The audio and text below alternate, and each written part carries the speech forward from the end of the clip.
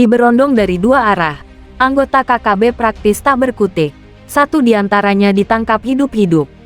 Melansir dari poskupang.com saat ini, ruang gerak KKB Papua sepertinya makin sempit oleh banyaknya aparat keamanan yang diterjunkan ke daerah itu.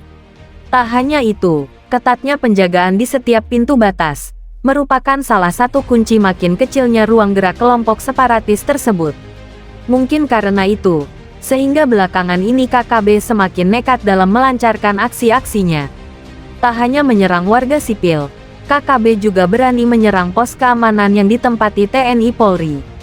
Gegara sikap brutal KKB itu, TNI Polri pun siaga menghadapi pelbagai ancaman yang muncul setiap saat. Dari sebuah video yang viral di media sosial, pengawal kedaulatan NKRI itu tak saja secara fisik melakukan patroli memantau keamanan di Papua. Mereka juga kerap mendengarkan kata hati jika sedang berada di tengah hutan kala melaksanakan patroli dimaksud. Ini terungkap dari kisah seorang pimpinan TNI sebagaimana yang diunggah channel YouTube The Millennial. Disebutkan bahwa ketika ia bersama anggota sudah jauh meninggalkan pos keamanan, tiba-tiba dirinya dihinggapi perasaan tak nyaman. Entah kenapa, tapi suasana hatinya sangat tidak menentu. Entah kenapa. Dalam situasi yang demikian, ia lantas berhenti sejenak dan mencoba mengendalikan perasaan yang tak karuan itu.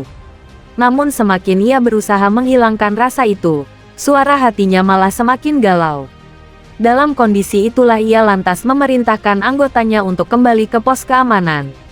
Selama perjalanan pulang, dirinya sama sekali tak menjelaskan kepada anggota yang lain tentang hal tersebut. Yang dilakukan adalah terus berjalan menuju pos TNI Polri meski waktu yang telah dihabiskan sudah lebih dari 2 jam lamanya. Namun ketika ia bersama anggota hendak sampai pada pos keamanan tempat mereka bernaung, ia coba mengambil teropong kemudian memantau situasi di sekitar pos tersebut. Tak dingana dari balik teropong terpantau 4 orang bersenjata laras panjang sambil mengendap-endap menuju pos tersebut. Melihat pemandangan tersebut, ia pun memerintahkan anggota untuk segera bergegas mendekati target. Sejurus kemudian semua anggota telah pada posisi masing-masing dan bergerak ke sisi lain yang tak disadari oleh KKB. Kala itu prajurit TNI tak memotong kompas, langsung berhadapan dengan pos keamanan. Hal itu untuk menghindari jatuh korban gegara salah tembak. Oleh karena itu, mereka pun bergerak memutar guna menghindari kontak langsung dengan petugas yang sedang jaga di pos keamanan tersebut. Rupanya upaya itu berhasil, dan ketika jarak antara KKB dengan TNI sudah sangat dekat, sekitar 100 meter, anggota pun langsung mengambil sikap. Amunisi dimuntahkan dari senjata yang dipanggul, dan hanya beberapa tembakan saja, 4 anggota KKB langsung tak bersuara. Fakta tentang ini diketahui dari tak adanya tembakan balasan dari kelompok kriminal tersebut. Padahal komplotan itu siap menembak pos keamanan yang dituju. Tak lama berselang, tiba-tiba terdengar lagi suara seperti ada yang jatuh dari atas pohon. Benar saja, ketika diamati ternyata ada seorang anggota KKB yang jatuh dari atas pohon. Anggota KKB tersebut rupanya ditembak oleh petugas yang sedang berada di pos keamanan itu. Sedangkan seorang anggota lainnya ditangkap hidup-hidup oleh aparat keamanan.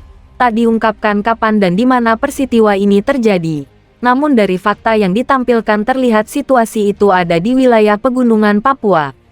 Terungkap pula bahwa anggota KKB tersebut ditangkap hidup-hidup dan tak dilukai sedikit pun karena yang bersangkutan tidak memegang senjata.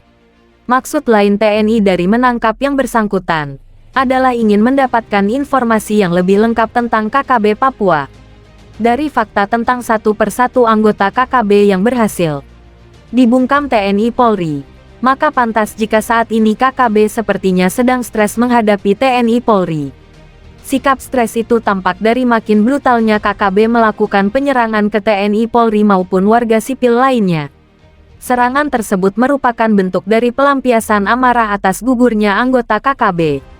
Belum termasuk makin banyaknya anggota kelompok separatis yang menyerahkan diri dan menyatakan kembali ke NKRI. Mereka menyerahkan diri dengan latar belakang yang berbeda-beda. Satu di antaranya adalah makin sulitnya mereka mendapatkan bahan makanan. Faktor kurangnya bahan makanan yang diperoleh kelompok teroris juga menjadi salah satu sebab KKB menyerahkan diri dan bergabung dengan warga sipil lainnya.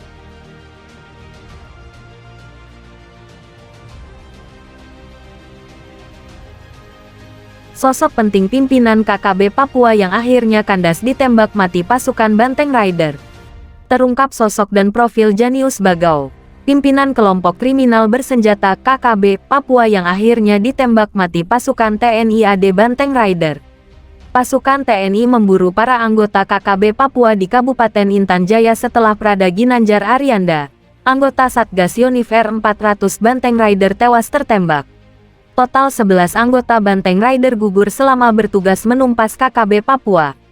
Pasukan TNI kemudian menemukan Janius Bagau yang selama ini menjadi buruan pasukan keamanan.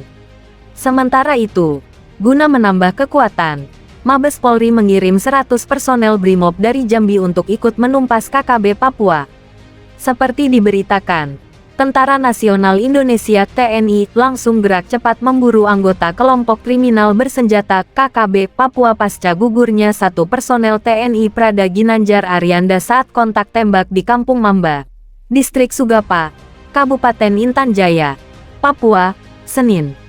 Hasilnya 3 anggota KKB tewas dalam perburuan tersebut. Kepala Penerangan Kogabu Wilhan III mengatakan personel TNI di lapangan berhasil menewaskan 3 anggota KKB yang berusaha merampas senjata milik aparat. Kejadian tersebut terjadi di Puskesmas Sugapa, Kabupaten Intan Jaya, Papua, Senin. Dia menjelaskan, saat tim TNI yang tengah melakukan pengejaran pelaku penembakan terhadap anggota Satgas Yonif R400-BR, memeriksa 1 orang laki-laki. Saat pemeriksaan, orang tersebut yang kemudian diketahui bernama Janius Bagau tiba-tiba melarikan diri dengan meloncat ke jurang. Tim terpaksa menembaknya setelah tembakan peringatan dan seruan untuk kembali tidak diindahkan, ujar Kepala Penerangan Kogabu Wilhan III, melalui keterangan tertulis, Selasa. Saat itu, kata Kepala Penerangan Kogabu Wilhan III, personel TNI menembak pria tersebut di bagian lengan tetapi pelaku dapat kabur karena lompat ke dalam jurang.